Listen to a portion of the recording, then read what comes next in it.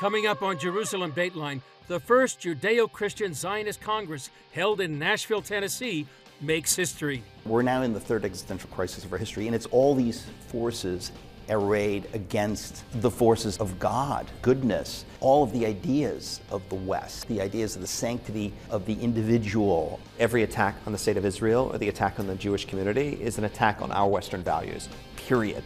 You cannot be anti-Israel or anti-Jewish and be pro-American. They cannot coexist. I like my team because we are on the side of truth and we are on the side of justice, and God is with us.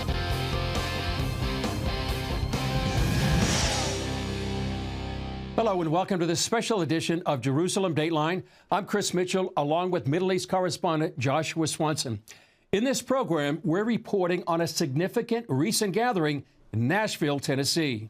What happened in Nashville was an echo of a similar event nearly 130 years ago when Jewish journalist Theodor Herzl convened the first Zionist Congress in Basel, Switzerland. 200 delegates, including 10 Christians, attended, and from that meeting came the modern state of Israel. In Nashville, the group that met was the first Judeo-Christian Zionist Congress.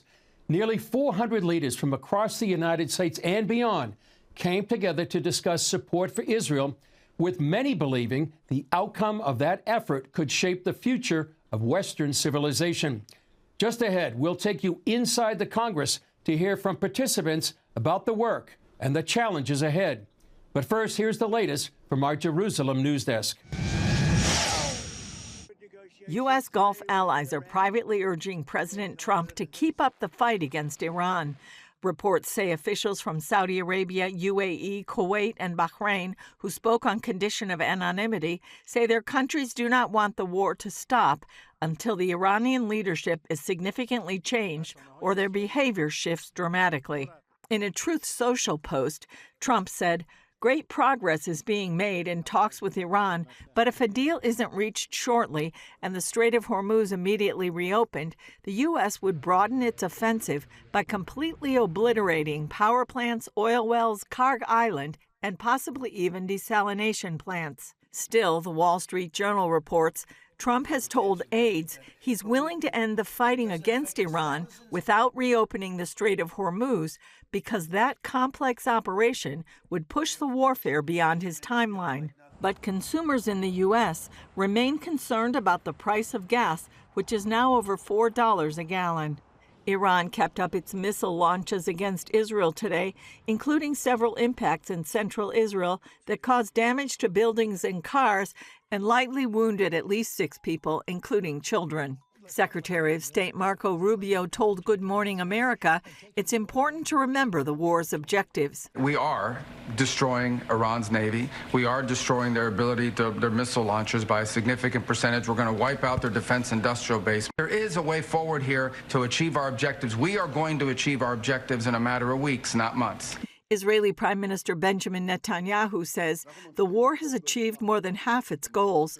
However, in an interview with Newsmax, he said he wouldn't put a time frame on when the war would end. Since the beginning of the war, the Israeli Air Force has dropped more than 13,000 bombs on the Iranian regime and military sites and conducted hundreds of attacks against Hezbollah targets in Lebanon. All this as Israelis prepare for Passover and Christians for Holy Week. Israeli police worked out a plan with religious leaders to allow limited services in the Church of the Holy Sepulchre. Prayer is prohibited for security reasons at the Western Wall. The priestly blessing that usually involves tens of thousands of Jewish people praying there will be conducted over video with 50 priests blessing Israel. Julie Stahl, CBN News, Jerusalem. What we saw in Nashville felt like an historic event. It wasn't a prayer breakfast or a conference. Organizers called it a Congress, meaning a legislative body, and you could feel the weight of that in the room. Organizers highlighted rising anti-Semitism and emphasized the need for a coordinated Christian response. 1897 was about the survival of the Jewish people. That's the vision of Israeli attorney Calev Myers, who leads Arise, the alliance to reinforce Israel's security and economy. He told us he saw the need for this Congress not on October 7th, but the morning after. Even more shocking to me was to see on October 8th, about 120 demonstrations on university campuses in the United States for Hamas against Israel. And even some of them claiming that Israel is committing genocide 3 weeks before we went into Gaza. We came to realize that there is a state-funded, highly motivated, well-managed campaign to destroy the Judeo-Christian foundations of Western civilization, of which Israel is an extension. Myers pointed out a statistical reality. Today, 99% of the world's Zionists are not Jewish. You have hundreds of millions, depending on who you ask, between 6 to 800 million Christians in the world who support Israel, believe in its right for national self-determination in its ancestral homeland. And you only have 15 million Jews in the world. So 99.9% of Zionists in the world are not Jewish. Why don't we have a Congress for them? Dr. A.J. Nolte is director of Regent University's Israel Institute, launched specifically to fight the surge of anti-Semitism on American campuses. He put the significance of this Congress in historical perspective. You look at the first Zionist Congress in 1897, which had 200 delegates. We've got close to 400 here. But they're estimating, and I think those estimates are pretty close to right, there are about 800 million globally, biblically faithful Christians who love Israel, who are in their hearts Christian Zionists. They need to be educated, trained, equipped, and mobilized to basically form an alliance. Johnnie Moore, prominent evangelical leader and longtime bridge builder between the Jewish and Christian communities, described this event as a first-of-its-kind awakening. Many of the historic allies of the Jewish community have turned their back on the Jewish community, and simultaneously, Christians have sort of awakened to the fact that actually there is no Christianity without Judaism. There's no Bible without Jewish writers. There's no Jesus. He was Jewish himself. This is a historic change, a historic moment of Jewish-Christian solidarity and friendship. And this is a naturally fitting next step to come together and say, like, we're not just going to be friends.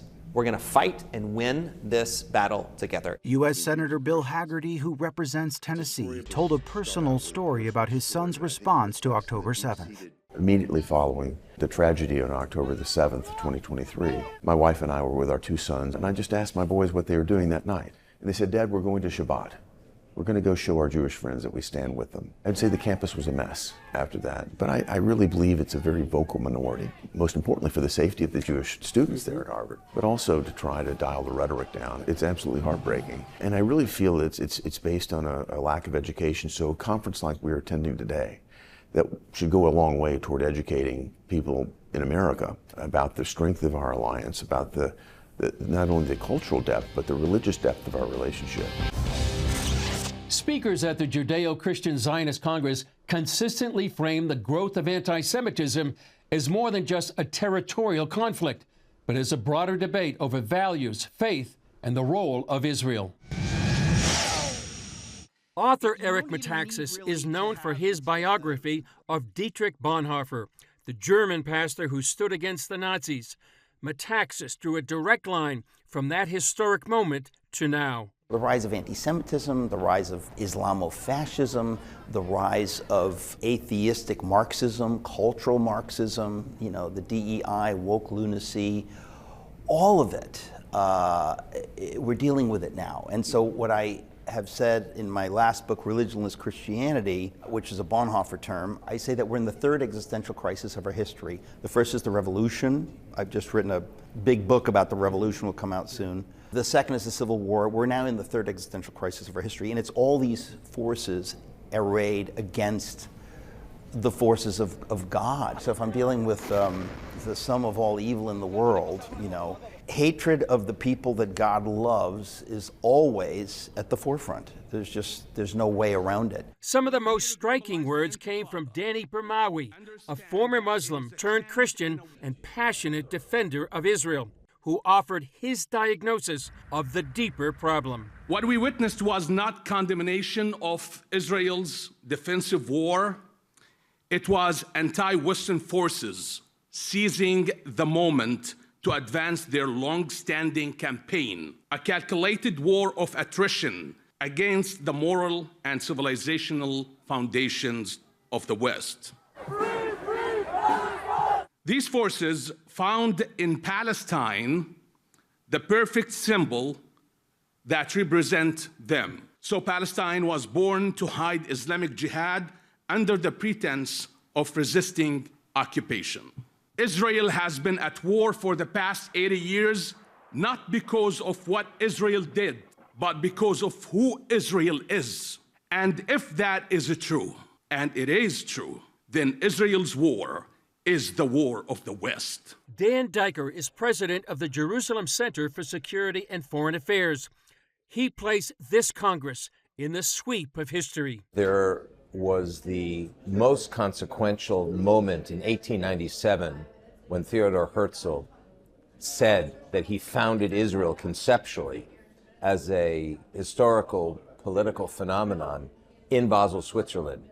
And today, in February 2026, the first Judeo-Christian Zionist Congress is, in our estimation, the most consequential legacy builder of Herzl's moment. There has never been, in many decades, in my view, a more important moment for Jews and Christians to come together in defense of our shared civilization, and also to expose this Islamist and communist, frankly, attempt to subvert the United States and the Western Alliance. Former U.S. Education Secretary Betsy DeVos pointed to American universities as a major concern, citing what she described as growing challenges to Western values within higher education. Israel being sort of the tip of the spear in that global battle to fight for Western civilization and the freedoms that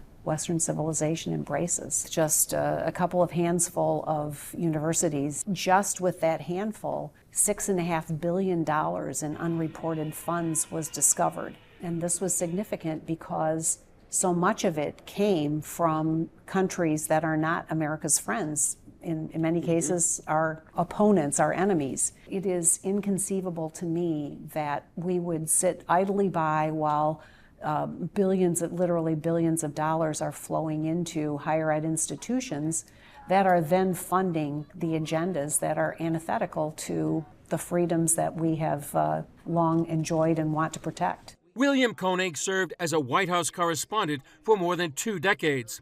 He spoke about geopolitical stakes and the role Christian support has played for Israel. I remember a couple of times I've been there, Joshua, during tough times, like during the Intifada, and then some additional times when Israel's been at war, even the last year, during the 12-day war, and even down to 7 October, there are people in Israel going, we don't know where we would be if we didn't have the Christian support. Other concerns raised included foreign funding of higher education, shifting campus dynamics, and the role information plays in shaping public opinion. Participants pointed to the growing impact of digital platforms and how these issues are communicated and understood. Less than 24 hours after October 7th, a battle between truth and propaganda erupted. As campuses mobilized and social media filled with competing stories, the fight quickly moved onto our screens.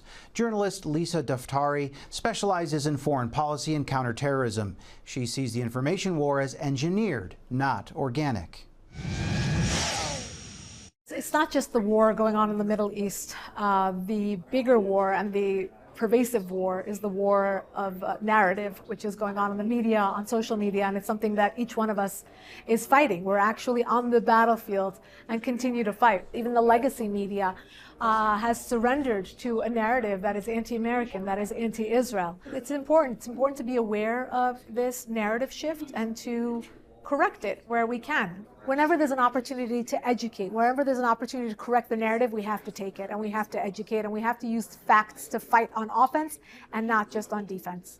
Dan Diker and others referred to a new front in this war, pointing to the online arena that could become one of the most significant challenges facing the West today. This is called the Eighth Front, which is to build on the 7 fronts that Israel has had to defend physically in order to survive. This 8th front is not only about Israel, it's about all of us. The West didn't wake up enough to this soft war, to this information warfare. And that is what we're doing here today, is to lay down, to draw the line in the sand on information warfare and say enough is enough. We are going to determine what the narrative warfare is, and we're not going to concede to our enemies who have taken over United States campuses, who have infected the minds of young people across the United States and Europe in terms of their thinking, being brainwashed to think that they are the oppressors. Emmy Award-winning actress Patricia Heaton began the October 7th coalition, mobilizing Christians to support Israel and respond to misinformation and rising anti-Semitism,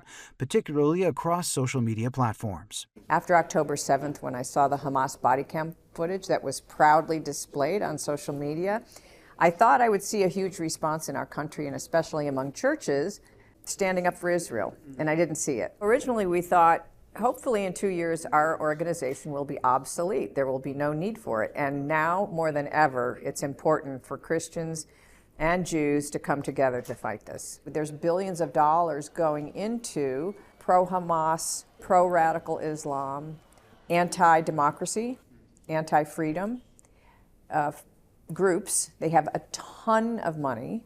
There's a lot of bad actors out there in different countries who are financing all of this. Singer-songwriter John Ondraisik of Behind Five for Fighting came here wanting to push back against a growing information war by using music to reach audiences and reshape the narrative. The arts is a critical tool to use in fighting this battle for civilization. If you don't use the arts to connect, particularly with the younger generation, we'll continue to lose this war, the propaganda war. We've seen in the music industry, frankly, a deafening silence when it comes to October 7th.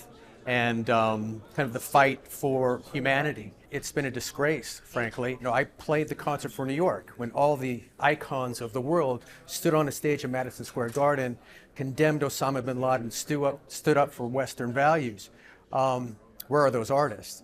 I think some are afraid, literally afraid for their physical well-being and their families, which I understand. I also tell them that's the same reason people used in 1938 to not talk about things. Aaron Prager, host of American Recovery on PragerU, brought a warning from inside conservative circles. He sees the same playbook that radicalized young men on the left being used against the right. What's being run right now on young Christian males was run by BLM on young black males in 2020. It's the exact same playbook. BLM telling young black men in 2020, because of the color of your skin, you're not going to be able to accomplish anything. You're not going to be able to level up in life. You shouldn't even try. And now what we're hearing from the certain podcast sphere bro world on the right is, you shouldn't even try. The Jews are in control of everything. Israel is in control of everything. There is this cabal, so why should you even get up in the morning? Young Christian men are being targeted. They're being targeted to sell white only, America only, not just America first, the church only, men only. And love of God and love of country is a powerful, powerful combination that is being used against our young Christians. Johnnie Moore points out that the church is also a target. I'm actually alarmed that the sewer of the internet is causing ever so small but growing degree of anti-Semitism to sort of move its way towards the doors of the church. And we have to absolutely reject this entirely, immediately, and totally. Several speakers drew parallels with historic moments, such as when societies and the church face critical moral decisions. They see today's challenges presenting a similar test, raising questions about how individuals and communities will respond. Every generation has a test, and in the Holocaust, there were the trains went to Auschwitz. My parents' generation, there were Jews that were stuck in the Soviet Union facing this grotesque anti-Semitism. And I believe we're the post-October 7 generation, and this is our test. And we are fighting for our values. We're standing next to the Jewish community doing it. With 700 million evangelicals and the state of Israel and the Jewish community in the United States, there is no bipartisan force like when Christians and Jews in America decide to stand up, to stand together for these values. As the Congress turned toward what comes next, former Auburn University basketball coach Bruce Pearl shared why he's speaking out, recalling a moment during last year's NCAA tournament that shaped his response. In my great joy, as I'm thanking God, God, please, what in the world have I done to deserve this? Thank you so much. He reminds me that not everybody else is in such a good place, right? That is very Jewish. Heaton Alexander comes into my mind. At that time, Heaton was the only American held hostage that was still alive in the prisons of Gaza. I said to my guys, would you guys mind terribly if I started off this press conference in front of millions of people who don't watch CNN or Fox News and don't have any idea what's going on, that there is still an American boy held hostage and alive? Do you mind if I say his name? They're like, Coach, no, do it. Say his name. Heaton Alexander's father later called Coach Pearl, and his son was eventually released. Pearl then spoke to the heart of what unites this Congress. I took my basketball team to Jerusalem to connect our faiths, to understand all the things that we share together. Abraham, the father of all nations. Jesus was Jewish his whole life. When Mary Magdalene saw him, she said, Rabbi, right? 12 Jewish men died horrific deaths just to bring Christianity to the world.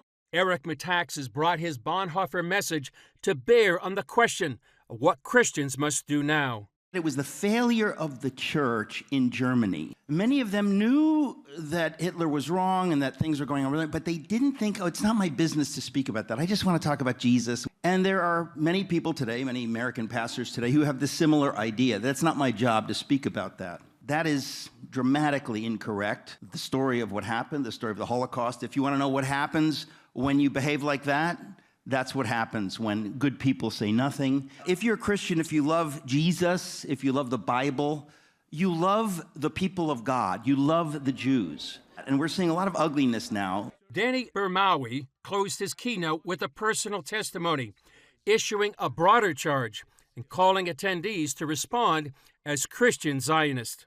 You are hearing it from someone who was once on the other side. Born in a land with no knowledge of the God of Israel, was not a Christian, and was anti-Zionism.